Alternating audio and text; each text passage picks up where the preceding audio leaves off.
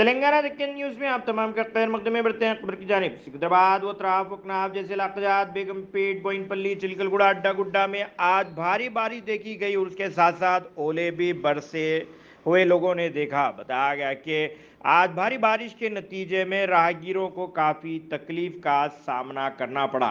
सिकंदराबाद इलाके के अतराफ में ख़ासतौर पर कपरा एसराव नगर ईसीएल चौरस्ता कुशीगुड़ा एचपी कॉलोनी अल्लारेड्डीगुड़ा दम्मईगुड़ा जिला मेडचल के मुख्तलिफ इलाके जात में भी भारी बारिश देखी गई। हैदराबाद के मरकजी इलाके बेगम बाजार नामपल्ली में भी भारी बारिश की तल्ला मिली है। अगर अभी तक आपने चैनल को सब्सक्राइब नहीं किया तो फौरी कर लें।